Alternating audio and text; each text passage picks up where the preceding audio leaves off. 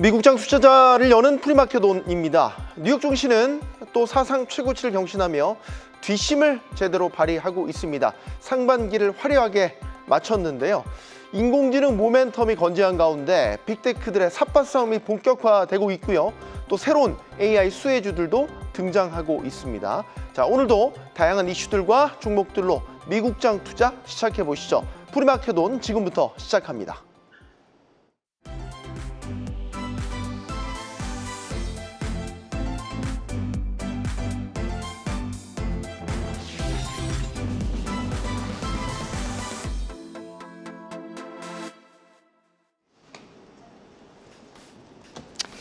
안녕하십니까. 프리마켓 시그널 바로 미국 증시 체크해 보도록 하겠습니다. 뉴욕 증시 같은 경우는 6월 마지막 날 어떻게 보면 화려하게 또 한 번 사상 최고치를 경신하는 모습을 좀 보였는데요. 특히 다우존스 같은 경우는 3거래일 연속으로 상승을 하면서 44,000포인트에 마감을 했고요. S&P 500과 나스닥 같은 경우도 각각 이틀째 신고가 행진이 좀 나왔습니다. 특히 6월 한 달간 S&P 500 같은 경우는 5% 이상, 나스닥 같은 경우는 6.6%, 다우존스 같은 경우도 4.3% 이상 올라가면서 2분기와 상반기 강한 흐름으로 지수를 좀 마감하였습니다. 시장 같은 경우는 트럼프 대통령의 감세 지출 법안에 관련된 부분들, 이 처리가 어떻게 될 것인가에 대한 부분에 상당히 좀 관심이 많았고요. 7월 9일 무역 시한 협상을 앞두고 나서 추가적인 합의 가능성에 대한 부분에서 좀 더 촉각을 내세우고 있다라고 좀 말씀드릴 수 있을 것 같습니다. 여기에 더해서 이번 주 발표될 6월 고용 지표라든지 ISM 제조 서비스업 지수와 관련된 부분들, 또 파월 연준 의장의 지금 입에서 어떤 금리 인하에 대한 시점, 이 부분이 다시 한번 나오지 않을까라는 어떤 그런 실마리에 대한 부분에 있어서 상당히 좀 관심이 많다라고 좀 말씀드릴 수 있을 것 같습니다. 또한 실적 시즌 좀 7월을 좀 앞두고 S&P 500의 기업들 같은 경우 좀 어떻게 보면 좀 밸류에이션이 과다 평가된 것이 아니냐는 어떤 그런 얘기가 좀 나오고 있는데요. 특히 2003년 이후에 가장 높은 수준에서 좀 거래가 되고 있다라는 어떤 그런 평가가 지속이 되고 있습니다. 이러한 좀 고평가가 좀 정당화되려면 기업의 실적이 좀 뒷받침되어야 되는 부분들, 이 부분이 상당히 2분기 실적이 중요한 어떤 하나의 지표가 되지 않을까라는 좀 생각은 하고 있습니다. 그에 따라서 아무래도 지금 7월 같은 경우는 종목별로 제가 볼 때는 좀 변동성이 나오지 않을까 생각은 하고 있습니다. 현재 프리장에서 나스닥 선물 같은 경우는 약보합권으로 흘러가고 있습니다. 두 번째로 이제 매크로 지표에 대한 부분을 좀 체크해 보도록 하겠는데요. 제가 오늘 볼 지표는 늘 말씀드립니다만 미국 10년물 국채 금리입니다. 특히 경제 지표와 관련된 발표는 최근엔 좀 없었습니다만 금리 인하에 대한 기대감이 상당히 좀 커가고 있다라고 좀 생각이 드는데요. 특히 장기물 국채를 중심으로 해서 금리가 좀 하락을 했다라고 볼 수 있을 것 같고요. 특히 이제 베센트 재무장관이 장기물 발행 확대는 시기 상조하면서 연준을 좀 공개 비판하였습니다. 지금 파월 의장과 관련돼서 어떻게 보면 이제 트럼프 대통령이 비판했던 부분들, 이 부분을 좀 베센트 재무장관도 좀 같이 좀 비판을 하면서 지금 미국 행정부와 연준의 어떤 그런 기싸움이 지속되고 있다라고 좀 말씀드릴 수 있을 것 같고요. 그런 측면에서 지금 10년물 국채 금리 같은 경우는 4.6%대에서 4.2%대까지 지금 낮아진 상황이라고 보시면 될 것 같습니다. 그리고 이제 연내 3차례 정도 지금 이제 금리 인하에 대한 기대감이 상당히 커가고 있다라고 좀 말씀드릴 수 있을 것 같고요. 선물 시장에서는 9월에 인하 확률을 지금 75% 이상 좀 반영을 하고 있는 상황이기 때문에 이 부분도 저는 체크가 분명히 필요하지 않을까 생각합니다. 그리고 세 번째로 마켓맵에 대해서 한번 체크를 해보도록 하겠습니다. 마켓맵을 보게 된다고 하면 섹터별로 봤을 때 기술이라든지 금융, 헬스케어가 좀 상승을 좀 주도를 했고요. 그 가운데서 AI가 좀 그 중심에 섰다라고 좀 말씀드릴 수 있을 것 같습니다. 특히 이제 앞에서 언급드렸습니다만 엔비디아를 중심으로 해서 지금 사상 최고가를 지금 쓰고 있는 지금 나스닥이라든지 S&P 500이라고 좀 말씀드릴 수 있을 것 같고요. 여기에 메타 같은 경우도 지금 신고가 흐름을 좀 이어가고 있습니다. 또한 이제 오라클 같은 경우도 연간 300억 달러 규모의 클라우드 서비스 계약 체결 이후에 좀 상당히 급등하는 모습을 보였습니다. 다만 테슬라 같은 경우는 지금 일론 머스크의 좀 어떻게 보면 트럼프 감세한 비판 이후에 계속해서 하락하는 흐름이 좀 나오고 있는 상황이기 때문에 빅테크 내에서도 지금 종목별로 차별화는 분명히 있다라고 좀 생각하시면 될 것 같습니다. 제가 오늘 관전 포인트 두 가지를 좀 준비를 했는데요. 이 첫 번째는 앞에서 살짝 언급드렸습니다만 트럼프 대통령 그리고 파월 연준 의장의 좀 기싸움이라고 좀 말씀드릴 수 있을 것 같습니다. 지금 트럼프 대통령 같은 경우는 지금 제롬 파월 연준 의장한테 계속해서 압박을 좀 넣고 있는 상황. 특히 최근에 또 초저금리에 대한 요구를 했다라고 좀 말씀을 드릴 수 있을 것 같습니다. 뭐 SNS죠. 지금 트루소셜에 대해서 계속해서 좀 글을 좀 올리고 있는 상황인데 미국이 어떻게 보면은 이렇게 좀 고금리를 유지한다는 것에 대해서 좀 부끄러워해야 한다. 우리는 1% 또는 그 이하의 금리를 누려야 한다고 좀 주장을 하면서 이와 관련돼서 다시 한번 좀 연준 의장을 좀 비판하는 좀 글을 올렸는데요. 특히 연준이 금리를 내리지 않아서 정부 같은 경우가 좀 국채에 대한 높은 이자를 좀 부과하고 있다는 점, 이런 부분들에서 또 국민도 고물가에 시달리고 있다는 점을 들어서 좀 비판의 어떤 날을 세웠다라고 좀 말씀을 드릴 수 있을 것 같고요. 그런 측면에서 좀 연준의 어떤 파월 의장이 좀 말을 듣지 않을 경우에는 오히려 파월 의장의 후임을 좀 빠르게 결정하겠다는 어떤 그러한 얘기도 나왔습니다. 결국 이제 여름이 가기 전에 지금 어떻게 보면은 후임을 좀 지명하겠다라고 좀 얘기가 나오고 있는 상황이고요. 지금 뭐 베센트 지금 재무장관이 상당히 좀 유력한 인사로 좀 떠오르고 있는 상황에서 한 4~5명 정도가 좀 거론이 되고 있습니다. 이와 관련돼서 아직까지 좀 확실한 부분은 없습니다만 일단 이렇게 다시 한번 좀 압박을 한다는 거, 이런 측면에서 지금 파월 연준의 의장의 발언뿐만 아니라 7월 FOMC에 대한 어떤 분명히 주목도는 올라갈 수밖에 없는 상황이 아닐까 생각합니다. 두 번째로는 이 증시와 관련된 부분을 말씀을 드려야 될 것 같은데, 지금 앞에서 말씀드렸던 세 지금 증시 모두 지금 신고가 흐름인데, 이와 관련돼서 증시의 상단에 대한 부분들을 지금 계속해서 지금 이제 어떻게 보면 좀 토론이 이어지고 있는 상황인데, 과연 이 증시에 대한 어떤 상승을 정당화할 수 있는 기업의 좀 2분기 실적이 나올까에 대한 부분에 대해서 좀 의견이 상당히 분분하다라고 좀 말씀드릴 수 있을 것 같습니다. 특히 이제 기업들의 지금 어떻게 보면 1년치 지금 포워드 PR 같은 경우는 지금 22배가 좀 훌쩍 넘어가는 상황, 지금 2003년 이후에 가장 높은 수준까지 올라왔다라고 좀 나오고 있습니다. 결국 이제 이렇게 지수라든지 기업 자체가 고평가가 됐다고 한다면 결국 숫자로서 이러한 좀 지수 레벨을 좀 어떻게 보면 뒷받침해야 된다라고 좀 보고 있는데, 2분기 실적 전망 같은 경우는 일단은 좀 기대에 못 미치는 부분이 사실이라고 좀 말씀드릴 수 있을 것 같습니다. 지금 팩트 셋에 보게 된다고 하면 S&P 500 기업의 지금 이익은 전년 대비 5% 정도, 그다음에 일부 투자 회사들 같은 경우는 8%를 전망을 하고 있는 상황인데, 연초 지금 15% 내외로 지금 이제 컨센서스를 좀 올렸다가 이 부분이 좀 하향되는 좀 그러한 추세라고 볼 수 있을 것 같습니다. 결국 이제 고평가 논란이 계속 지속될 수밖에 없는 좀 그러한 상황이 아닐까라는 좀 생각을 하고 있고요. 그런 측면에서 지금 7월 중순부터 지금 2분기 실적이 발표가 되는 상황인데, 지수에 대한 부분과 뿐만 아니라 좀 개별 종목에 대한 부분들까지 어떤 변동성이 좀 상당히 강하게 일어날 수 있지 않을까, 좀 그러한 좀 염려가 된다라고 좀 생각이 듭니다. 하지만 그럼에도 불구하고 골드만삭스 같은 경우는 강력한 경제 성장이라든지 좀 어떻게 보면 무역 긴장 및 어떤 경제 침체 관련된 위험이 좀 감소되는 좀 그러한 상황이기 때문에 S&P 500 같은 경우 뭐 연말까지 봤을 때 한 6,100, 내년에 6,500선까지도 도달할 수 있다는 어떤 긍정적인 그런 좀 예상을 내놓고 있는 상황이기 때문에 결국 이런 좀 대형 은행들의 어떤 지수에 대한 상단이 올라가는 부분들, 이와 별개로 또 개별적인 종목들에 대한 어떤 2분기 실적에 대한 부분들을 같이 체크를 하면서 7월 달을 좀 봐야 되지 않을까 생각을 합니다. 결국 이러한 측면을 좀 보면서 저는 좀 생각을 하면서 좀 증시 상단에 대한 부분을 좀 체크할 필요가 있지 않을까 생각을 합니다. 그런 측면에서 저는 이런 부분을 다시 한번 좀 뒤에서 좀 체크를 해볼 필요가 있다라고 좀 말씀을 드릴 수 있을 것 같고요. 저는 이제 가장 먼저 만나는 프리마켓 시그널, 잠시 뒤에 프리마켓 이슈로 찾아뵙도록 하겠습니다.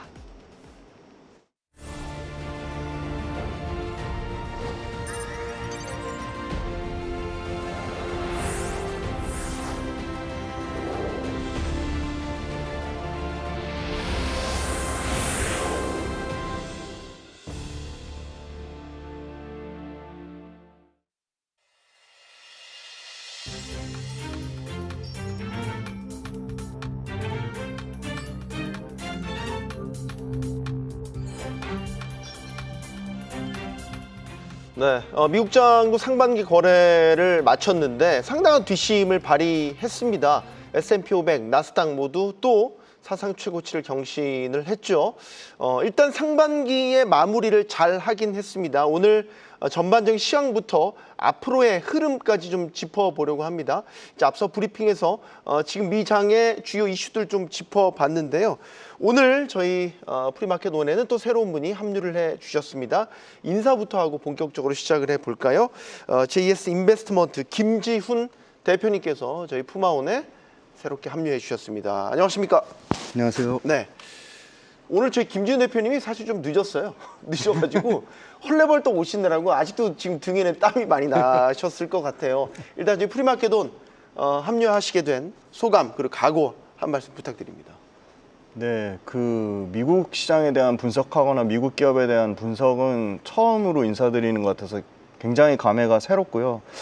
저는 사실 뭐 매크로 쪽보다는 좀 재미난 비즈니스 모델을 좀 공부하고 또 숫자 철저하게 이 펀더멘탈에 입각한 분석으로 좀 더 조금 지루할 수는 있겠지만 숫자와 친해져야지 그 기업이 정말 우리나라보다 훨씬 더 투명하게 숫자가 명확하게 반영되는 뭐 미국 기업들 또는 글로벌 기업들이기 때문에 네. 이런 부분에 대해서 숫자 체크를 좀 해드리고 다양하고 재미난 이게 진짜 상장이 될까?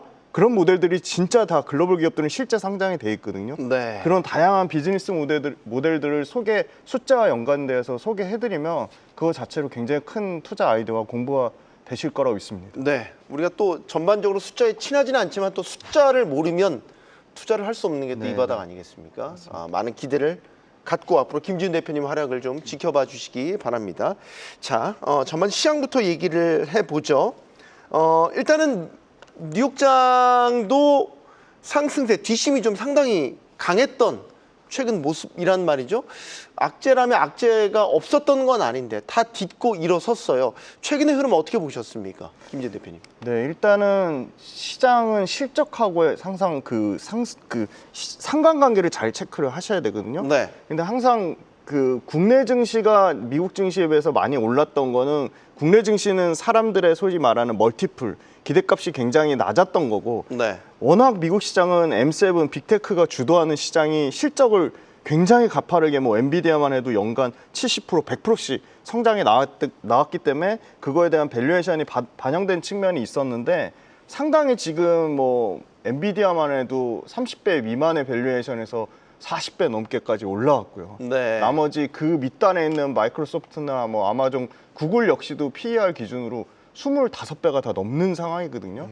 그러니까 계속 이 밸류에이션 부담감을 안고 있는데 사실 이제 앞으로 7월 9일 날 나올 이제 트럼프발 이제 관세가 유예되냐 그것도 아직 불확실성을 안고 있는 측면이 있는 거고. 네. 그래서 결론적으로는 저는 좀 지금의 가격대가 상당히 좀 부담스러운 가격대가 아닌가 미국 증시 측면으로 보면 좀 그렇게 말씀을 드릴 수 있을 것 같습니다. 네. 자, 상승세가 이어지고 있는 거는 펀더멘털 측면에서 보면 여전히 변수들도 있고 조금 부담스러운 지수대라는 점을 이야기를 해주셨어요. 유리사님 어떻게 보십니까? 최근에 미장의 강세 말이죠. 저는 확실히 좀 미국 시장답다라는 좀 얘기를 좀 들어야 되지 않을까. 미장답다? 네. 어. 그러니까 뭐 트럼프발 어떻게 보면 관세에 대한 쇼크가 4월 초에 분명히 있었죠. 이 부분을 좀 다 회복을 하면서 3대 지수가 다 올라왔다라고 좀 생각이 들고 있고 그 과정에서도 끊임없는 어떻게 보면 좀 상당히 이슈가 있었습니다만 이런 부분을 다 딛고 지수가 좀 올라왔던 부분들 그 가운데서 작년에 상당히 하드 캐리했지만 올해는 좀 부진하지 않을까라고 생각했던 빅테크들이 다시 한번 좀 올라오면서 확실히 좀 힘을 좀 발휘하는 모습이 나왔다라고 볼 수 있을 것 같고 결국 이제 관건은 실적이 아닐까 생각합니다. 2분기 실적부터 시작해서 결국은 이제 이런 개개인의 펀디멘탈이 얼만큼 이 지수를 좀 정당할 수 있냐에 대한 부분이 있을 것 같은데 그런 측면에서 일단은 빅테크들의 어떤 쏘아올린 이 지금 지수의 어떤 상승세를 저는 아마 2분기 실적 시즌을 통해서 약간의 좀 밸류에이션 부담을 덜어낼 수 있는 부분은 덜어내겠습니다만 오히려 좀 추가적으로 올릴 수 있는 그런 부분이 있지 않을까 생각을 하면서 네. 사실은 이 지수에 대한 상단은 계속해서 올라갈 수밖에 없는 구조로 가고 있지 않나 생각하고 있습니다. 지금 두 분 의견이 조금 다릅니다. 네. 그렇죠? 그러면은 우리 김 대표님 같은 경우는 조정이 좀 세게 올 수도 있다라는 쪽으로 지금 보고 계시는 거예요? 네, 조정은 언제든 올 수 있다고 하는데 그 각도나 뭐 폭 정도는 뭐 예측할 수가 없는 부분인데 사실은 지금 트럼프 그 관세가 그냥 막연하게 유예되겠지라는 시장의 의견이 조금 더 지배적인 것 같아요. 사실 그래서 네. 미장도 지금 그 맞습니다. 기대감을 반영해서 그런 오른 기대감을 거죠. 충분히 땡겨서 지금 반영된 부분인데 그렇게 트럼프가 호락호락하거나 만만한 사람이 아니기 때문에 저는 충분히 한 번에 더 그 큰 쇼크가 한 번 올 거라고 보고 있거든요. 그러면 최소한 뭐 S&P 기준으로 10% 이상의 조정은 한 번쯤은 오지 않을까 그렇게 보고 있습니다. 10% 이상의 네, 조정까지도 내다보고 계십니다. 자, 이 이야기는 저희가 제 후반에 좀 다시 한번 자세히 다뤄보기를 하고 일단 종목 단으로 가보겠습니다. 오늘 다뤄봐야 될 종목들이 꽤 많이 있어가지고 마음이 급합니다. 첫 번째 다뤄볼 종목은 사실 메타입니다. 메타 몇 번 다루긴 했었어요. 근데 메타 주가가 요즘에 잘 가네요. 생각보다. 메타가 요즘에 새롭게 뭐 AI 플랫폼도 내놓고 뭔가 좀 해보려고 쿵짝쿵짝 대고 있는 상황에서 시장이 반응을 한 것 같아요. 윤여은 지사님. 네, 사실 이 메타의 주가 흐름이 보면 딱 S&P 500과 나스닥과 거의 비슷합니다. 4월에 저점 만들고 거의 V자 반등이 나오면서 네. 지금 메타 같은 경우가 어떻게 보면은 지금 M7 중에서 가장 지금 이 상승세가 좀 각도가 좀 강하다라고 볼 수 있을 것 같은데 사실 메타 하면 AI하고 좀 이렇게 연관이 된다? 사실 좀 그렇게 매칭이 안 됐던 것이 좀 사실이거든요. 약간은 좀 어떻게 보면은 투자를 많이 하는 부분이 있겠습니다만 지금 이 메타 같은 경우는 LLM 모델이죠. 라마4에 대해서 사실은 지난 4월에 공개를 했습니다만 그렇게 주목을 받지 못했다는 부분들 뭐 그런 측면에서 제가 볼 때는 이런 상호관세에 대한 외부 이슈도 있었습니다만 내부에 대한 어떤 그런 AI 관련된 경쟁력이 강했을까라는 그런 의문이 있는데 최근에 좀 AI와 관련돼서 좀 움직임이 좀 많이 잡히고 있고 그런 부분들이 저는 이제 시장에서 되게 긍정적으로 보고 있다라고 좀 생각이 드는데 네. 최근에 그 스타트업 스케일 AI를 좀 인수를 했고 예. 여기에 초지능 랩을 좀 공식적으로 출범한 이후에 여기에 뭐 700억 달러 이상의 지금 초지능 연구소에 투입한다는 계획이 나오면서 이제는 투자도 하고 인재도 영입하고 어떤 이러한 부분을 통해서 확실히 AI에 대한 경쟁력을 높여가려나 보다라는 어떤 시장의 기대감이 좀 상당히 주가에 반영되지 않나 생각이 듭니다. 그래서 그러한 측면에서 뭐 지금 대부분의 빅테크 섹터들 중에서도 좀 상승세가 상당히 높은 어떤 그런 축의 하나로서 지금 메타가 꼽히고 있는데 결국 이제 AI에서 얼만큼 경쟁력을 확보하고 그런 것이 두각이 되느냐가 좀 주가에 많이 반영이 되는 것 같습니다. 메타가 시작은 늦긴 했지만 이제 뛰어들어서 따라잡기 위해서 굉장히 공격적인 행보를 하고 있다. 최근에 이제 보도를 통해서 여러 경로로 드러났죠. 소위 말해서 오픈 AI의 그 똑똑한 인재들을 메타가 빨아들이고 있다. 그래서 인재 블랙홀이다. 뭐 이제 이런 이야기도 나오고 있고 메타가 제대로 AI 쪽에 뒷심을 발휘할 수 있을까? 거기에 일단 시장은 기대를 거는 이런 양상으로 주가가 좀 많이 강세로 갔단 말이죠. 네. 우리 대표님은 메타에 대한 평가 어떻게 하고 계십니까? 그 메타가 갖고 있는 거대 언어 모델 LM 라마 같은 경우는 굉장히 좀 그 거대 언어 모델 순위 중에 후순위로 보거든요. 그렇죠. 경쟁력이 그렇게 높진 않다고 보고 있는데 별로 화제가 안 됐죠. 화제가 네. 안 됐고 사실 조금 더 확인해야 될 부분이 많다. 떨어진다기보다는 확인해야 될 부분이 많다는 거고 저는 메타 그러면 본연의 가치가 지금 굉장히 잘하고 있다는 겁니다. 본원, 펀더멘탈. 그게 뭐냐면 메타가 하는 광고를 이용한 어떤 플랫폼의 가치거든요. 근데 그 광고가 아주 AI를 아주 시기적절하게 잘 활용하면서 굉장히 그 타겟팅, 그러니까 소비자, 그러니까 우리나라도 그렇고 미국도 그렇고 점점 더 초개인화되고 초정밀화되는 타겟팅 서비스가 광고와 잘 밀접하게 연결되면서 B2B나 B2C 쪽에서 제가 알기로는 평균 이제 그 AI 결합된 광고가 그래도 연평균 매출 성장이 한 20%대에서 많게는 35%까지 나오는 걸로 알고 있거든요. 그래서 본업이 그 광고 플랫폼에 그 타겟팅 광고가 상당히 잘 되고 있다. 그거는 철저하게 AI를 가장 소위 말하는 빅테크 중에 가장 좀 잘 활용하고 있다. 그런 측면으로 보면 아까 윤여미 이사님이 말씀하신 것처럼 AI 관련된 인력들을 고급 인력들을 대거 확력하면 조금 더 타겟팅하고 조금 더 고도화되면 그거에 대한 서비스에 대한 고객들의 만족도는 올라갈 거고 그러면 더 시장 침투율은 저는 조금 더 올라갈 거로 보고 있습니다. 마크 주커버그가 이제 페이스북이 이제 뜨고 나서 그 이후 후속 사업들이 몇 가지 펼친 게 있잖아요. 아직 빛을 발했다고는 볼 수 없어요. 예를 들어서 메타버스 환경. 그거 관련해서 구글도 이제 한참 동안 지금도 메타가 하고 있기는 하지만 시장에 큰 생태계를 만들었다 이렇게 얘기할 수는 없을 것 같아요. 근데 이제 여기에 AI가 더해진다면 얘기가 좀 달라지지 않을까. 네. AI, SNS, 거기에다가 메타버스라는 추가적인 플랫폼. 이 환경들이 결합이 되면 이제 메타가 갖고 있는 시너지, 잠재력이 이제 빛을 발할 때가 오지 않을까. 뭐 이런 기대감을 지금 시장이 상당히 높게 평가하고 있는 건 아닌가 생각이 들어요. 네, 그만큼 이제 메타가 좀 그리는 큰 그림에 시장이 좀 기대를 하고 있지 않나 생각을 하고 있고, 말씀하셨던 것처럼 확실히 투자에 대한 부분을 아끼지 않는 상황에서 인재에 대한 부분도 사실 어떻게 보면 고액 연봉이라고 하죠. 특히 이제 오픈 AI에서 8명, 엔트로픽에서 1명, 뭐 딥마인드 2명 이렇게 어떻게 보면 고액 연봉으로 지금 이제 11명 정도의 지금 인원을 좀 어떻게 보면은 좀 스카우트를 했고요. 또 이러한 부분을 통해서 앞으로 지금 어떻게 보면 인재를, 그러니까 어떻게 보면 사람을 넘어가는 AI에 대한 부분까지도 지금 어쨌든 그 타겟팅을 하고 있는 상황이기 때문에, 그런 측면에서 제가 볼 때는 시장에서는 이러한 어떤 큰 그림을 상당히 좀 긍정적으로 보고 있지 않나라고 좀 생각을 하고 있는데, 최근에 이제 라마 4 지금 말씀하셨습니다만 지금 최신 라마 버전은 아직까지는 좀 출시가 되지 않고 연기가 되어 있는 상황인데, 이 부분이 아무래도 좀 가장 빨리 내놓을 수 있는 하나의 좀 그림이 되지 않을까라는 좀 생각을 하고 있기 때문에, 지금 주가의 상승에 대한 부분에서 어느 정도 기대감 충분히 반영됐다. 결국 이런 부분에서 좀 결과물을 내놓아야 되는 부분이 있는데, 이게 뭐 2분기 실적이라든지 어쨌든 제품과 관련된 부분에서 일단은 뭔가 좀 내놓을 만한 어떤 그런 부분이 좀 있게 된다고 하면 주가가 다시 한번 좀 레벨업 할 수 있는 부분이 있지 않을까 생각하고 있습니다. 네. 대표님 마지막 메타. 그러면 주가 측면에서 추세적 상승세가 계속해서 가능했다 이렇게 보십니까?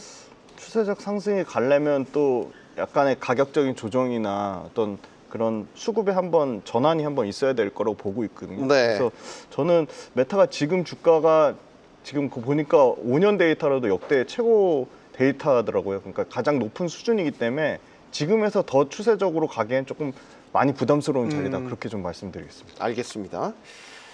자, 메타에 대한 분석을 해봤고요. 자, 다음 이야기해볼 종목은 애플입니다. 이제 애플 걱정은 하지 않는 거라는 이제 주식시장의 경험이 있지만, 요즘 애플의 행보를 보면 걱정을 해야 될 것 같죠? 애플이 이제 여러 측면에서 경고음들을 나타내고 있습니다. 아이폰에 대한 절대적인 지배력이 조금씩 흔들리는 모습도 있고요. 무엇보다 인공지능 AI에 제대로 대응을 하지 못하면서 계속 헤매고 있는 모습을 보이고 있다는 말이죠. 그래서 이제 애플이 좀 전략을 수정한 것 같아요. 자체 개발보다는 다른 AI 서비스를 갖다가 탑재를 하는 방식으로, 협업하는 방식으로 좀 전략을 수정한 것 같습니다. 윤여미 이사님, 애플의 전략 수정 어떻게 평가하십니까? 결국 이제 애플의 가장 큰 문제는 AI와 관련된 부분에서 특별한 모멘텀에 대한 부분들, 이런 부분이 좀 명확하지 않다라는 부분에 있어서 주가 자체는 상당히 좀 변동성을 일으켰다라고 말씀드릴 수 있을 것 같습니다. 여기에 더해서 상호 관세와 관련된 부분, 특히 중국이라든지 어떤 아시아 쪽에 지금 퍼져 있는 지금 네트워크와 관련된 부분에서 이 관세와 관련된 부분도 충분히 좀 제가 볼 때는 주가에 악영향을 미쳤습니다만, 결국 이제 뭐 메타와 다르게 AI에 관련된 부분에서 특별히 노력을 하지 않았다는 부분, 이런 부분에서 좀 시장에서 좀 상당히 좀 안 좋게 평가되는 부분이 있었습니다만, 뭐 어제부터 좀 보도가 조금씩 나오는 것에 대해서 보게 된다고 하면, 애플 같은 경우 말씀하셨던 것처럼 뭐 오픈 AI라든지 엔트로픽과 관련된 부분에 있어서 오히려 좀 AI 기술을 좀 도용을 하면서 시리에 대한 부분들을 좀 더 업그레이드 하겠다, 뭐 이러한 좀 얘기가 좀 나오는 상황이기 때문에, 그런 측면에서 AI 역량에 대한 부분을 조금은 발전시킬 수 있는 좀 긍정적인 부분으로서 다시 한번 보도가 되고 있다라고 좀 말씀드릴 수 있을 것 같습니다. 뭐 다만 이제 LLM 요거와는 좀 다르게 뭐 iOS 지금 26 관련된 부분들, 어쨌든 기존의 업데이트는 계속 지금 어떻게 보면 계획되어 있는 상황이기 때문에 요거는 그대로 가면서 지금 AI에 대한 역량을 좀 추가적으로 새로 업그레이드 한다라는 측면에서 봤을 때는 일단은 좀 긍정적인 어떤 신호가 아닐까라는 좀 생각은 하고 있습니다. 네. 최근에 이제 그 개발자 회의에서도 사실 애플을 주목했던 많은 투자자들이 좀 실망했던 거는 iOS의 업데이트, 그러니까 AI-향 iOS가 제대로 나오지 않고 있다는 거. 그리고 애플 비서, 아이폰 비서죠, 시리에 대한 AI 탑재가 언제 온전히 이루어지냐, 이런 부분들을 명확하게 지금 보여주지 못하고 있단 말이죠. 애플의 근본 경쟁력마저 이러다가 흔들리는 건 아니냐라는 우려까지도 나오고 있어요. 대표님. 네, 일단은 휴대폰이 잘 팔려야 되죠. 근데 휴대폰 포함해서 이 애플의 뭐 아이패드부터 시작해서 이 하드웨어 기기에 어떤 혁신이 전혀 없다는 겁니다. 그래서 사실은 애플만 해도 중국에서 엄청나게 많이 팔고 있죠. 중국에 대한 매출 포지션이 최소 20에서 30% 가까이 될 겁니다. 그런데 네. 중국에서는 이제 자체적인 뭐 샤오미를 필두로 해서 뭐 다양한 그 트랜전이라든지 이런 중국의 로컬 업체들한테 중국에서조차 계속 점유율을 하드웨어적인 구현하는 데서 계속 실패를 하고 그 점유율을 뺏기고 있거든요. 네. 이미 당장 그냥 기본적으로 휴대폰의 가장 혁신이라고 할 수 있는 현재로서 폴더블도 많이 늦어졌고요. 삼성이 폴더블 폰을 그래도 애플보다는 먼저 해서 그 부분 시장을 지금 장악을 하고 있고요. 애플도 이제 내년에 폴더블 폰이 나온다고 하더라고요. 이런 하드웨어적인 가장 잘하는 하드웨어적 소프트웨어 혁신이 없다고 하면 하드웨어적으로라도 일단은 매출 사이즈나 외형 사이즈를 올리거나 실적의 안정성을 가져가야 되는데 그런 부분에 대해서도 상당히 뒤처지고 있고 그게 숫자에 대해서도 실제로 매출과 이익의 15에서 20% 감소가 나오면서 계속 혁신이 없다. 그렇다고 실제 숫자가 잘 나오는 것도 아니다. 실적이 좋은 것도 아니다. 계속 그런 우려감이 계속 반영되면서 주가에 계속 부담을 느끼는 측면이 있지 않나. 네. 그렇게 보고 있습니다. 알겠습니다. 그 윤현미 이사님, 애플도 지금 어떻게 보면 구글과 마찬가지로 이 미국 법무부와의 반독점 소송 또 이제 잠적 이슈로 부상하고 있고 그 애플 생태계의 폐쇄성 예를 들면 결제 독점이라든지 이런 부분들에 대한 문제 제기도 계속해서 일어나고 있거든요. 이게 이제 구글 사례를 보면 잠재적으로 계속 발목을 잡는 요인이 되고 있잖아요. 애플도 비슷하게 가는 거 아닌가라는 생각이 드는데. 지금 말씀하셨던 이런 반독점 리스크는 사실 빅테크들이 거의 지금 대부분 갖고 있는 어떤 그런 리스크가 아닐까 생각을 하는데 지금 네. 말씀하셨던 것처럼 지금 애플 같은 경우 미국 법무부와 16개 주가 지금 정부가 제기한 반독점 소송에 대해서 기각을 요청했지만 법원이 이를 받아들여지지 않았고요. 그래서 이제 정식 재판을 피할 수 없게 됐다라는 어떤 보도가 나오면서 결국 이러한 꼬리편을 계속 달고 가야 되는 상황이 아닐까라는 좀 생각은 하는데 특히 이제 애플 같은 경우는 아이폰 앱스토어의 어떤 자체 결제 시스템을 좀 이용하는 어떤 그런 부분들 이런 부분을 통해서 30% 이상의 좀 수수료를 좀 어느 정도 챙기는 부분들 또 간편 결제 시스템인 좀 애플페이를 아이폰에서만 가능했다는 점 같은 경우도 상당히 좀 지적이 되면서 이걸 독점 논란에 대한 부분에서는 어떻게 보면 피할 수 없는 상황이라고 좀 말씀드릴 수 있을 것 같은데 다만 이제 이 차트상 보게 된다고 하면 지금 200한 지금 4불, 5불 때 지금 강력하게 있던 매물대를 좀 뚫어내면서 그래도 지금 고개를 돌리는 모습이 좀 나왔거든요. 그런 측면에서 봤을 때 지금 이런 리스크, 소송 리스크에 대한 부분들 지금 여러 가지 좀 얘기들이 나오고 있습니다. 그런 부분보다는 오히려 어제 지금 나왔던 AI 관련된 뉴스에 조금 더 지수가 좀 반응을 하면서 좀 상승 추세로 돌리고 있는 상황이기 때문에 오히려 모든 악재를 지금 담은 주가의 어떤 행보를 보이게 된다고 하면 오히려 지금 이제 박스권을 뚫고 올라가는 상황이기 때문에 뭐 엔비디아라든지 메타 플랫폼 같은 신고가 흐름이 아닌 상황에서 지금 고개를 돌린다는 측면 오히려 기술적으로 봤을 때는 반등이 좀 가능한 아이러니한 주가의 흐름이 좀 나오고 있지 않나 생각하고 있습니다. 네. 자, 오늘 김준 대표님이 저희 프리마켓 온 처음 나와 주셨는데 야심차게 준비한 종목들이 있습니다. 자, 그 중에 하나씩 이제 까볼게요. 처음 준비한 종목이 부담스러우세요? 네네. 오라클입니다, 오라클. 네. 아마 오라클이 최근에 굉장히 대규모 수주 네네네. 뉴스가 이제 발표됐지 네네. 않습니까? 네. 연간 40조 원에 이르는 클라우드 수주를 해냈다라는 소식이 전해지면서 뭐 주가도 대단히 뭐 네네. 뜨거웠어요. 네. 자, 이 오라클의 경쟁력 사실 데이터 센터의 예전의 왕자였는데 조금 숨죽어 있다가 다시 한번 부활의 날갯짓을 지금 펴는 것인가? 네네. 스타게이트 프로젝트 네네. 이 발표를 통해서 말이죠. 네. 저는 이 기업용 소프트웨어 시대로 넘어갈 거다. 이제 하드웨어 혁신에 얼마나 더 하드웨어에서 더 혁신이 일어날까. 소프트웨어로 전환은 분명히 일어나는데 그 소프트웨어 기업용 소프트웨어 전문 미국 최대 소프트웨어 업체입니다.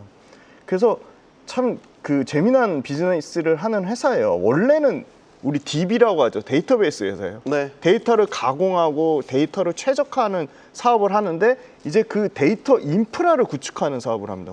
예, 그래서 오라클이. 데이터 센터에 네. 오라클 소프트웨어가 없으면은 네네. 안 돌아간다. 돌아가질 그런 않습니다. 거였죠. 네. 네. 그래서 말씀하신 그 스타게이트도 포함이 됐고요.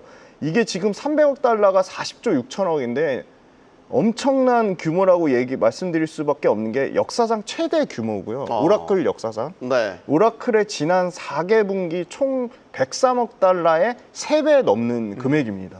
그러니까 오라클 전체 AI 인프라 쪽에서 나오는 매출의 약 3배에 해당되는 엄청난 숫자고요. 물론 이 회계연도 반영은 28년도 회계연도부터 반영이 됩니다. 네. 그래서 결론은 클라우드 서비스를 제공하는 업체인데 결국은 데이터를 저장하는 단계를 뛰어넘어서 이제는 클라우드 프로그램을 돌리고 AI의 혁신과 AI의 개발까지 도와주는 역할을 하고 있기 때문에 생각보다 지금 AI를 잘 돌아가게 만드는 땅이나 물에 해당하는 역할을 오라클 같은 회사가 많지는 않거든요. 그런데 이제 B2B의 확산세가 막 시작되는 초입 국면을 보고 있습니다. 그냥 단순 기업만 볼 게 아니라 뭐 의료 쪽이라든지 공공기관이라든지 다양한 B2B 쪽으로 확산세를 나타내고 있고요. 재미난 사례가 너무 많은데요. 북미 최대 5개 광고 업체가 이 오라클의 클라우드 시스템을 도입하고 나서 생산성이 40%나 절감됐다고 합니다. 어마어마하게 절감이 됐고요. 메타하고 전략적 파트너십을 맺고 있습니다. 그래서 제가 메타의 그 라마가 확인할 부분이 많다고 했는데 이 오라클이 메타의 클라우드 인프라를 제공하면서 이 라마라는 언어 모델에 대해서 상당히 훈련시키고 좀 강화시키는 지원을 강화하는 역할까지도 오라클이 하고 있다. 또 오라클은 일론 머스크가 설립한 xAI라는 회사가 있습니다. 네. 이 그록3 지금 이것도 굉장히 화제가 되고 있는데 그록 AI 모델의 차세대 버전에도 오라클이 개발과 훈련을 지원하고 있다. 그래서 클라우드 매출이 역대 분기 약 30에서 50%씩 증가하고요. 지금 오라클의 전체 수주 잔고가 이미 작년 기준으로 41% 증가한 1,380억 달러를 기록하고 있습니다. 그래서 당연히 이게 시가총액으로 보면 최소한 10위권 안에는 들어있지 않을까 그렇게 생각했는데 아직도 시가총액 기준으로 보면은 14위 정도에 해당, 14위, 15위 왔다 갔다 하는데요. 그래서 굉장히 성장성이 있다, 좀 그렇게 말씀드리겠습니다. 네. 자, 주가의 흐름을 보니까 사실 최근에 가파르게 되게 많이 올랐어요. 올해 4월 정도만 해도 주가가 118달러, 110달러 초반대에 머물렀거든요. 네. 지금 이제 228달러. 야, 뭐 대단한 주가의 강세를 보였다 이렇게 얘기할 수밖에 없겠네요, 윤유미 이사님. 확실히 이 AI 쪽에 대한 어떤 키워드가 스치면 주가가 이렇게 올라가는 게 아닌가. 스치기만 했는데 지금 이렇게 올라가는 거. 제대로 한 대 맞으면 아주 더 터지겠네요. 그러니까 지금 뭐 앞에서 말씀드렸던 메타, 그리고 항상 우리 코너에서 단골적으로 나오는 게 뭐 엔비디아, TSMC, 또 마이크로소프트, 특히 이제 오라클까지 확실히 AI, 특히 이제 소프트웨어 쪽만 아니라 하드웨어 쪽, 뭐 인프라까지 확실히 이런 쪽에서 사업을 이제 두각을 나타내는 회사들 같은 경우가 확실히 좀 주가에 대한 어떤 아웃퍼폼이 상당히 강하게 나타나고 있고, 그런 측면에서 사실은 좀 신고가 흐름을 넘어서 제가 볼 때는 상단을 열려고 하는 어떤 모습이 나오는 상황이기 때문에 어떤 주가에 대한 섣부른 제가 볼 때는 판단을 할 수는 없다라고 좀 생각이 들고 있고요. 뭐 그런 측면에서 오라클 같은 경우 지금 말씀하셨지만 상당히 대규모 수주가 좀 일어난 상황이라고 좀 생각이 들기 때문에 이제는 이 AI와 관련된 부분에서 하드웨어, 소프트웨어, 인프라 이런 식으로 어떤 키워드에 대한 어떤 그런 제가 볼 때는 좀 순환매가 돈다라는 측면에서 봤을 때 오라클도 제가 볼 때는 그 안에서 좀 하나의 역할을 한다라고 좀 말씀을 드릴 수 있을 것 같습니다. 네. 자, 오라클의 대규모 수주와 함께 AI 시대의 새로운 경쟁력을 보여주고 있는 오라클의 주가 향배 지켜볼 필요가 있겠습니다. 자, 다음 종목으로 계속해서 이어가 보겠습니다. 많이 다뤘지만 언제나 다뤄봐도 계속 다뤄봐야 될 필요성이 있는 종목입니다. 엔비디아입니다. 세계 시총 1위입니다. 이제 엔비디아가 어디까지 더 올라갈 수 있을 것인가. 밸류 부담은 분명히 큰데 계속 가고 있긴 하단 말이죠. 여전한 독점력도 가지고 있고요. 일단 우리 김 대표님 새로 나오셨으니까 네네. 엔비디아 저희가 참 많이 다뤘거든요. 네네. 새로운 관점의 엔비디아에 대한 분석 한번 들어보겠습니다. 그러니까 엔비디아 AI 가속기를 많이 팔려면 결국은 대만 TSMC의 코스케파가 얼마나 더 여기서 확장성을 갖고 있냐라는 거죠. TSMC와의 연관성으로 네. 분석을. 네, 그거를 지금 목에 찬 상황이거든요. 네. 가동률이 됐든 캐파의 확장에 있어서든 뭐 투자비야 뭐 충분하겠지만, 그래서 이 TSMC 코스케파가 여기서 더 확장되기는 현실적으로 좀 어렵다고 보고 있고, 지금 실제 여러 가지 엔비디아도 뭐 칩에 대한 뭐 발열 문제라든지 문제가 있었는데 그런 부분들이 좀 해결이 되면서 실제 GB200이라든지 GB300이 엄청나게 잘 팔리고 있습니다. 네. 그런데 또 본질적으로 엔비디아가 뗄래야 뗄 수 없는 중국 쪽 매출이 약 20에서 25%를 차지하는데 H20이라든지 H30이라든지 저가 칩을 관련돼서 지금 판매가 막혀 있단 말이죠. 네. 예, 그런 부분이 사실 전체 엔비디아 매출 20%를 깎아먹으니까 아무리 그 고사양 칩에서 나와도 전체 매출과 이익 사이즈가 완전히 그 실적에 엄청난 성장을 하는데 계속 제한 요소로 적용이 되고 있다. 그래서 그런 측면은 주가에 좀 계속 부담이 될 거라고 보고 있고, 엔비디아 관련돼서 TSMC도 중요하지만 하이닉스의 또 HBM 캐파도 중요하기 때문에 네. 이게 다 맞물리면 어떤 그 성장의 폭에 과연 얼마나 성장의 폭에 제한이 나올 것이냐, 그게 현실적으로는 진짜 지금 숫자로 보면 엔비디아에 납품하는 마이크론의 칩의 그 성장률을 보면 뭐 현실적으로 지금 잡혀 있는 추정치가 26년도에 150%씩 성장하다가 한 50%대까지 줄어들고요. 27년 이제 불과 내후년만 해도 그 마이크론이 납품하는 엔비디아에 납품하는 HBM 칩의 성장률을 한 3% 정도대로밖에 안 보고 있거든요. 근데 그 부분이 엔비디아 입장에서도 상당히 좀 부담이 될 거라고 보고 있습니다. 윤현민 이사님, 지금 엔비디아를 분석해 주시면서 TSMC와 사실 이제 하이닉스는 이제 제외를 하고 마이크론까지 같이 연계해서 분석을 해주셨어요. 자, 윤 이사님 의견도 듣겠습니다. 지금 시가총액 1위고 이제 곧 지금 볼 때는 거의 시총 4조 달러를 지금 어떻게 보면 눈앞에 두고 있는 상황이기 때문에 저는 이 주도 대장 섹터의 어떤 종목은 함부로 판단하는 것이 아니다. 이렇게 생각합니다. 그래서 이제 말씀하셨던 여러 가지 좀 조건에 대한 부분들이 분명히 있겠습니다만, 제가 볼 때는 지금 젠슨항 CEO가 이 부분을 분명히 다 알 거라고 생각을 하고 이에 대한 대비를 분명히 하지 않을까 생각을 합니다. 특히 이제 중국 향에 대한 부분들은 제가 볼 때는 사우디 쪽에 대한 어떤 매출로서 커버할 수 있지 않을까 생각을 하고 있고, 또 이제 신제품에 대한 부분에서 어떻게 보면 영업이익률을 높일 수 있는, 좀 어떻게 보면 가격 경쟁력에 대한 부분을 좀 더 강화할 수도 있는 상황이기 때문에 오히려 지금 주가의 상승은 어떤 그런 것보다는 결국 AI에 대한 어떤 제가 볼 때 시장의 기대감이 충분히 반영되지 않나라고 좀 생각을 합니다. 그리고 네. 여기에 더해서 지금 최근에 좀 얘기가 나왔던 게 좀 고평가된 것이 아니냐라는 좀 얘기가 나오고 있는 상황이죠. 특히 네. 26년 회계년도 예상 지금 EPS 같은 경우가 4달러 정도 되는데, 요게 지금 이제 좀 PER로 환산하게 되면 41배 수준. 물론 이제 높은 수준이긴 합니다만 사실 2021년에 90배, 2022년에 62배였던 거에 비하면 그래도 한 3분의 1 정도로 내려온 상황이기 근데 때문에 퍼가 그렇게 높았어요? 엄청 높았습니다.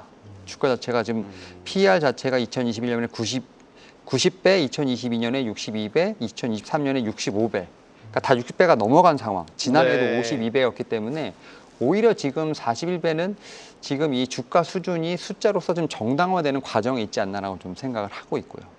근데 그때만 해도 사실 GPU의 쓰임새라는 게 네, 소위 말해 게임 하시는 분들, 게이머들한테만 쓰였던 시대인 거고, 그렇죠. 지금이랑 환경은 완전히 다르잖아요. 그렇죠. 그러니까 같은 밸류에이션을 놓고 볼 수는 없을 것 같은데 어쨌든 그렇죠. 따라잡을 그 여력은 아직 남았다는 거잖아요. 그렇죠. 그러니까 결국은 다른 기업보다는 그냥 엔비디아 자체적으로 지금 어떻게 보면 대결한다라고 보시면 될 것 같고, 말씀하셨던 것처럼 2년 동안 매출이 거의 400배 이상 폭증했기 때문에 네. 실질적인 어떤 숫자의 비교는 불가능하겠습니다만 그럼에도 불구하고 90배까지 PER이 올랐던 점을 좀 보게 된다고 하면 네. 지금 41%면 그래도 아직 남았네요. 네, 많이 갈. 그래도 꽤 업사이드가 남았네요. 좀 더 있지 않을까. 이러한 자체적인 비교도 있는 상황이기 때문에 네. 주도주는 함부로 평가하는 것이 아니다. 저는 이렇게 말씀드릴 수 있을 것 같습니다. 알겠습니다. 자, 마지막 하나 더 짚어봐야 되는데 오늘 우리 김 대표님께서 나오시면서 이제 핵심 세 종목을 가지고 나오셨는데 마지막 종목 가상자산 관련된 종목이에요. 로빈후드. 되게 오랜만입니다. 네네. 로빈후드가 사실 이제 미국판 개미 운동의 근원지였죠. 그때 이제 워낙 시장을 뜨겁게 달궜던 그 근원지였는데, 로빈후드가 요즘에는 좀 다르게 보여지잖아요. 그러니까 네. 스테이블 코인 관련주들을 묶이기도 하고 가상자산 관련주를 묶이기도 하고 네. 되게 복합적이 됐다는 네. 말이죠. 어떤 측면에서 로빈후드 들고 나오셨습니까? MZ 세대들의 어떻게 보면 은행 역할인 거죠. 그러니까 그렇죠. MZ들이 사랑하는 MZ들이 거래소죠. 사랑하는 거래소인 거죠. 네. 그러니까 엄청난 그 성장성이나 폭발적인 그런 그 포텐을 갖고 있는 회사라고 보는 이유가, 네. 그냥 기존의 지금 주식 매매라든지 뭐 선물 매매라든지 ETF 매매라든지 그런 부분이 다 안정적으로 매출과 이익을 가져가고 있습니다. 그런데 이제 말씀하신 스테이블 코인이라든지 비트코인이 신규 성장 모멘텀으로 붙은 겁니다. 그런데 그 신규 성장 모멘텀이 훨씬 더 기존의 그냥 일반적인 그 거래 시스템보다 더 강력하게 모멘텀이 붙은 거고요. 지금 사실은 유럽에서 30개국 이상이 이 코인베이스로 비상장 주식을 토큰화해서 거래할 수 있는 시스템을 만들고 있습니다. 우리가 너무나 사고 싶은데 못 사고 있는 뭐 오픈 AI라든지 네. 아니면 그 스페이스 X라든지 그거를 비상장 주식을 그 토큰화해가지고 거래가 가능하게 토큰 거래가 가능하게끔 만드는 그런 시스템을 만들고 있어서 지금 유럽에서 200개 이상의 미국 상장 주식이나 ETF나 비상장 주식을 거래하게 하고 있고요. 상당히 지금 이제 젊은 세대 투자 진입 장벽이 완화됐다. 그러니까 베이비 부머 세대들의 자식들이 지금 그 엄청난 그 소위 말하는 자산을 넘겨받으면서 MZ 세대들의 선택받은 투자 플랫폼이 되면서 MZ 세대들의 그 거래, 투자 거래나 완전 뭐 어떤 생활 패턴까지 다 완벽하게 분석해서 옵션, 선물, 주식, 암호화폐 이거를 거래 금액을 확대하고 있고요. 또 안정적으로 골드 서비스라는 구독 모델을 채택하고 있습니다. 구독 모델이 그냥 연평균 30%씩 성장하는데 지금 이제 12% 정도까지 올라온 1분기 기준으로 12% 정도까지 올라온 상황이거든요. 그래서 부모 세대, 그러니까 베이비 부머나 X세대로부터 물려받은 막대한 규모의 자산을 가장 효과적으로 효율적으로 이 플랫폼 내에서 계속 돌고 돌게끔 하는 형태를 보고 있고요. 우리나라뿐만이 아니라 미국이 엄청나죠. 이 401k 그 연금 시장은 아직 시작도 안 냈습니다. 그래서 401k 연금 퇴직연금 시장 관련돼서도 이 로빈후드가 이런 어떤 아주 긍정적인 펀더멘털 모멘텀을 추가를 할 수 있겠다. 다만 이제 1분기에 JP모건에서 비트코인 포함해서 이 암호화폐 거래량이 급격하게 감소할 거라고 그런 예측을 했었습니다. 그런데 실질적으로 지금 6월 한 15일 것까지 데이터를 보면 그렇게 크게 거래가 줄지 않았습니다. 그래서 이런 측면으로 봐도 그렇고 굉장히 잘하는 게 아주 발빠르게 암호화폐 플랫폼을 엄청나게 인수를 하고 있는데요. 네. 최근에 캐나다의 원더파이 테크놀로지스란 플랫폼을 인수하면서 아마 중장기적으로 캐나다의 15세부터 64세 약 350만 명에 해당되는 이용자를 확보하면서 지금 당장 2,300만이 넘는 로빈후드 이용자의 약 13%를 추가적으로 더 확보할 것으로 보고 있고요. 유럽의 디지털 자산 거래소 비트스탬프를 인수하면서 유럽 사용자들 역시도 약 이용자 규모로 치면 최소 700만 명 이상이 아마 이용자로 확보되지 않을까. 그래서 얘네가 지금 증권거래위원회나 상품선물거래위원회에 증권하고 비증권을 통합하는 시스템으로 거래할 수 있게끔 플랫폼화를 계속 미국 SEC나 CFTC 쪽에 계속 압박을 넣고 있습니다. 그래서 그런 측면도 상당히 기대감을 갖고 있고. 네. 네. 그리고 지금 이제 실적 관련돼서도 사실은 1분기에 그 시장에서 예상하는 것보다 매출과 이익이 모두 어닝 그 컨센서스를 초과하는 실적이 나왔다. 그래서 실적이 뒷받침되고 있다 그렇게 말씀드리겠습니다. 알겠습니다. 다양한 이야기를 하셨지만 결국 로빈후드의 성장성을 굉장히 높게 평가하고 계신 김 대표님의 분석 내용 들어보실 수 있었습니다. 자, 지금 이 시각 프리마켓 상황 알아보도록 하겠습니다. 가장 먼저 만나는 프리마켓의 중요한 시그널, 프리마켓 나옵니다. 이 시각 현재 미국 시총 50% 내 대형주 중에서 의미 있는 시그널이 포착된 주요 종목들 빠르게 짚어보겠습니다. 연일 최고가를 경신하던 뉴욕 증시는 오늘은 잠시 숨고르기에 들어간 듯합니다. 그럼 자세한 흐름은 의미 있는 움직임 보여준 무버 종목들과 함께 살펴보겠습니다. 연일 최고가 경신 이어가던 엔비디아 전날 160달러까지 바라봤지만 젠슨 황 CEO를 비롯한 임원진의 주식 매각 소식에 오늘은 157달러에 그치는 모습 보여주고 있는데요. 물론 그럼에도 여전히 최고가에 근접한 가격이라는 점 참고하시기 바랍니다. 계속해서 테슬라의 경우 전기차 세액 공제 폐지 우려와 더불어 트럼프와 머스크 간 갈등 우려가 다시 부각되며 주가가 전날 320달러 선에서 303달러까지 내려왔습니다. 이 흐름이 당분간 더 이어질 것으로 보인다는 점 참고하시기 바랍니다.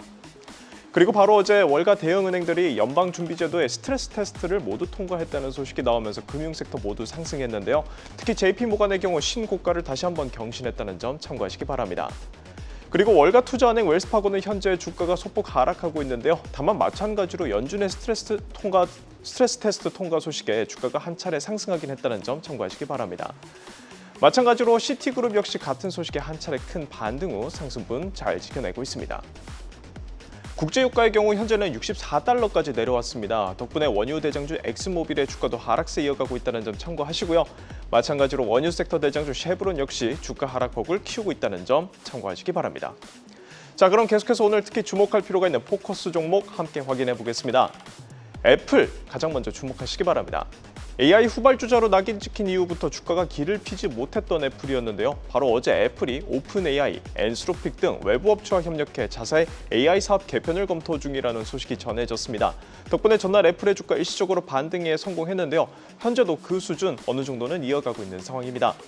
그리고 메타 역시 상황이 비슷합니다. 주커버그 CEO까지 직접 나선 공격적인 인재 영입을 바탕으로 AI 사업을 확대 중이던 메타는 바로 어제 인간을 뛰어넘는 인공지능 시스템 이른바 초지능 연구를 전담할 연구소 설립을 공식화했습니다. 덕분에 시장은 환호했고 메타의 주가 역시 최고가를 경신했다는 점 참고하시기 바랍니다. 그리고 미국 대표 커머스 기업 아마존도 잘 살펴보시기 바랍니다. 아마존의 대규모 할인 행사죠. 프라임데이가 일주일 앞으로 다가왔습니다. 기대도 높지만 그만큼 우려도 높은데요. 관세를 이유로 중국 등 각지의 기존 셀러들이 불참 의사를 밝힌 데다 프라임데이 개막일이 상호 관세 유예 종료일인 만큼 오히려 변수가 생기는 것 아니냐는 우려가 적지 않다는 점 참고하시기 바랍니다. 네, 이렇게 여러 종목들 함께 살펴봤는데요. 무역 협상 임박 기대감과 더불어 개별 종목 호재까지 겹치며 최고가를 잇따라 경신한 뉴욕 증시는 오늘 잠시 숨고르기에 들어간 듯 보인다는 점 확인하시기 바랍니다. 그럼 지금까지 프리마켓 나우 함영선이었습니다.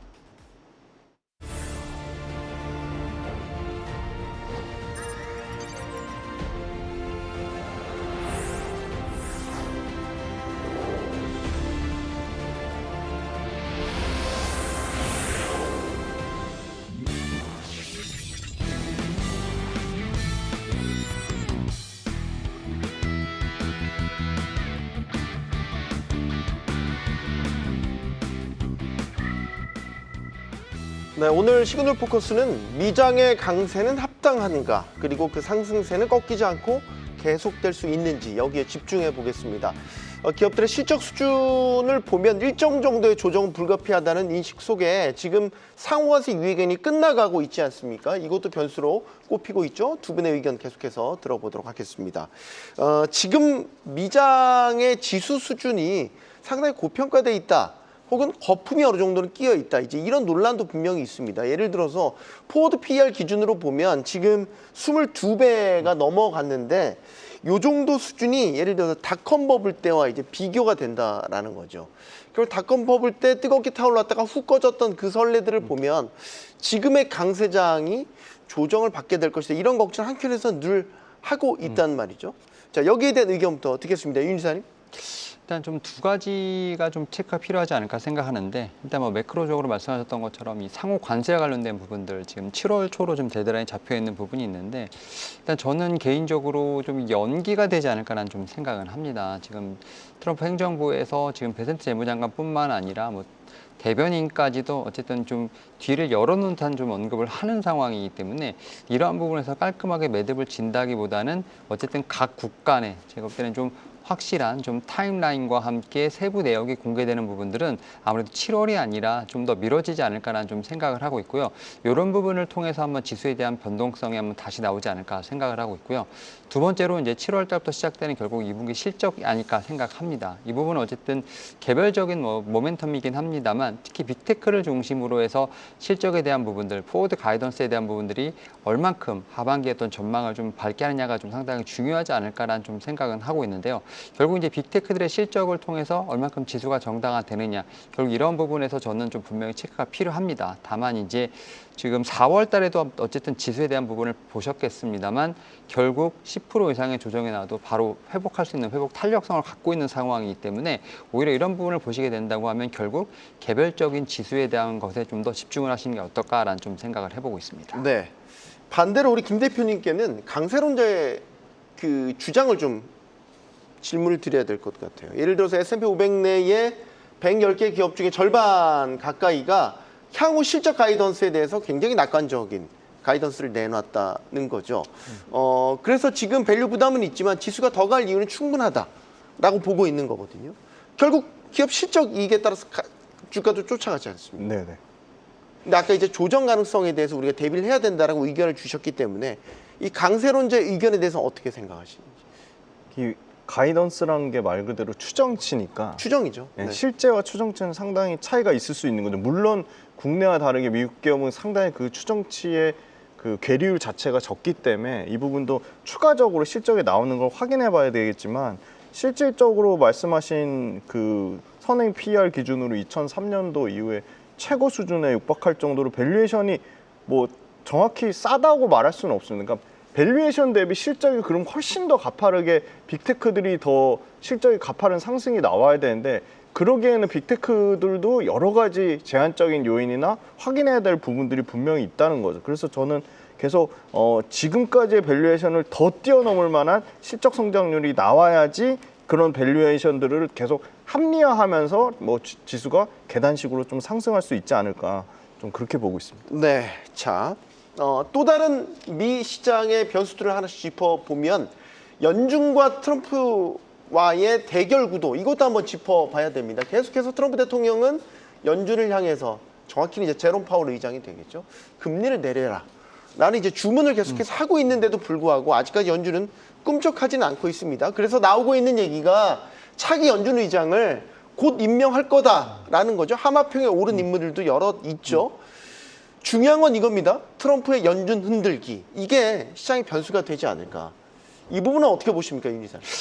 네, 사실은 좀 변수가 될 수도 있는 상황은 분명히 있지 않을까 생각합니다. 왜냐하면 지금 연준 111년 역사상 어떻게 보면 후임을 이렇게 빨리 좀 어떻게 보면 지명을 해서 좀 어떻게 내년 보면 상반기까지 아직 임기가 남아 있는데 5월까지 남아 있는데도 미리 지명하면 거의 1년 힘 정도 빼겠다는 얘기잖아요. 네, 이거는. 그래서 어떻게 보면 약간 전임으로써 지금 연준 의장을 좀 밀어내고 좀 어떻게 보면 영향력을 지우겠다라는 부분인데 그만큼 이제 금리 인하에 대한 압박을 좀 강하게 한다라고 볼 수 있을 것 같고 하지만 지금 이 파월 연준 의장은 내년 5월까지 임기가 얼마 남지 않은 상황이기 때문에 여기서 무리하지 않겠다.